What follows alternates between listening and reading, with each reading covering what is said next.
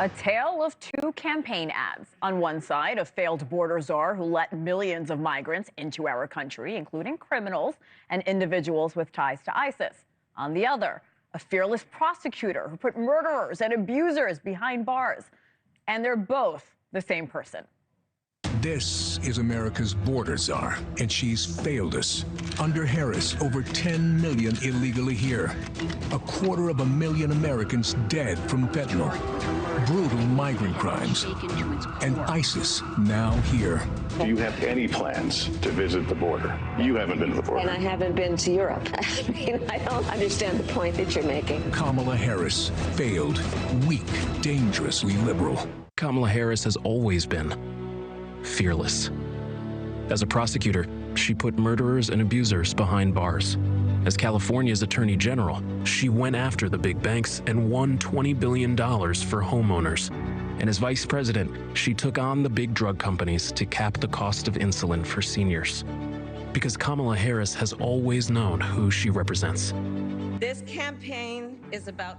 You just watched new ads from the Trump and Harris campaigns trying to shape the narrative of who the presumptive Democratic nominee really is, with only 98 days until the election.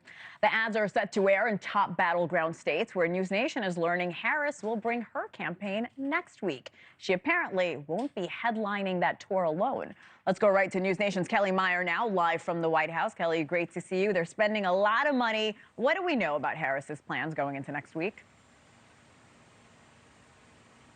Good to see you, Hannah. Well, this sweepstakes is moving very quickly. NewsNation is learning that Vice President Harris has interviewed some of the running mate contenders and that she and her running mate are expected to hit the road next week, traveling to some of the battleground states, reportedly states like Arizona, Michigan, North Carolina, Pennsylvania, all states where names of elected officials were being tossed around. But we do know that North Carolina Governor Roy Cooper pulled his name out of the hat, saying it isn't the right time for him to join a national ticket. And Michigan Governor Gretchen Whitmer says she is not part of the vetting process to be Harris's running mate, despite all the speculation.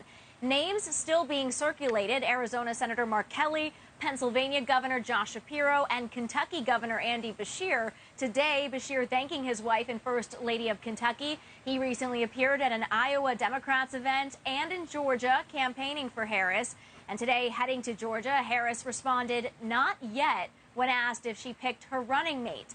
We're also learning tonight longtime advisor to President Biden, Anita Dunn, is leaving the White House to go to Future Forward to advise on their efforts to support the VP.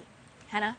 A lot happening very quickly, and I know you'll keep us updated. Kelly Meyer, live at the White House. Thank you. Thanks so much for watching. Go to joinnn.com to find NewsNation on your television provider.